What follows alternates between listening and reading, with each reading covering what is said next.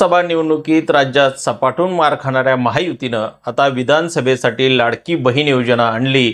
या माध्यमातून गोरगरीब महिलांच्या बँक खात्यात दरमहा 1500 रुपये जमा होऊ लागले आहेत। या योजनेचा महायुतीला राज्यात फायदा होईल असं मानलं जात आहे। टाइम्स नाऊ, नवभारत आणि मॅट्राईजच्या ताज्या ओपिनियन पोलमधून ही बाब अधोरेखित झाली आहे। नमस्कार मंडळी, आपण पाहत आहात विशेष खास। तर काय आहे महाराष्ट्राचा मूड ते बघू। तर मंडळी, महायुतीमधील सर्वात मोठा भाऊ असलेल्या भाजपला राज्यात 83 ते 93 जागा मिळण्याचा अंदाज आहे। तर महायुतीला 137 ते 152 जागा मिळण्याचा अंदाज आहे। राज्यात विधानसभेच्या एकूण 288 जागा आहेत। बहुमतासाठी 145 हा जादुई आकडा आहे।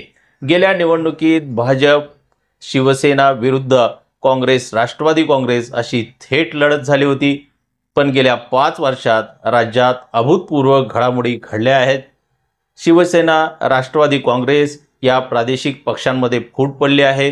त्यानंतर राज्यात पहिल्यांदाच विधानसभेची निवडणूक होत आहे। टाइम्स नाऊ आणि मॅट्राईजच्या या सर्वेक्षणानुसार महायुतीत भाजप तर महाविकास आघाडीत काँग्रेस सर्वात मोठा पक्ष ठरू शकतात।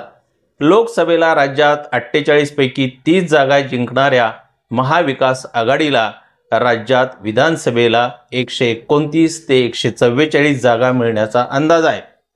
त्यामुळे राज्यात महायुती विरुद्ध महाविकास आघाडीत चुरशीचा सामना पाहायला मिळणार आहे।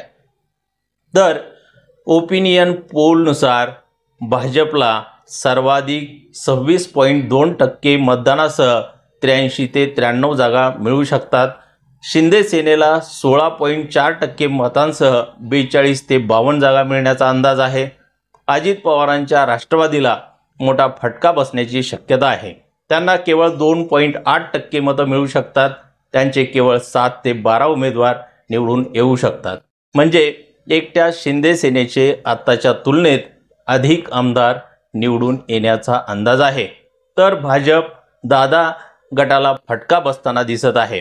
दुसरीकडे महाविकास आघाडीत काँग्रेस 16.2% मतांसह 56 ते 68 जागा जिंकण्याची शक्यता आहे।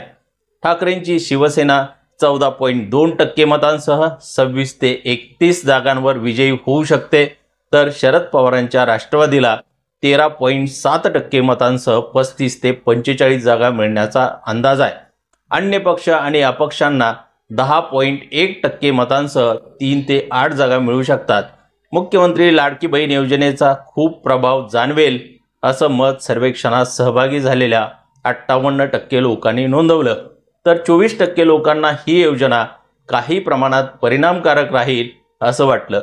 या योजनेचा कोणताच फायदा महायुतीला होणार नाही असं 6% लोकांना वाटतं। तर 5% लोकांना माहिती नाही असं उत्तर दिलेलं आहे। 60% लोकांनी ही एक प्रकारे प्रचाराची पद्धत असल्याचं मत व्यक्त केलेलं आहे। तर मित्रांनो, तुम्हाला काय वाटतं, आगामी विधानसभेला कोणत्या पक्षाचं सरकार महाराष्ट्रामध्ये बनू शकेल ते कमेंट करून जरूर नोंदवा।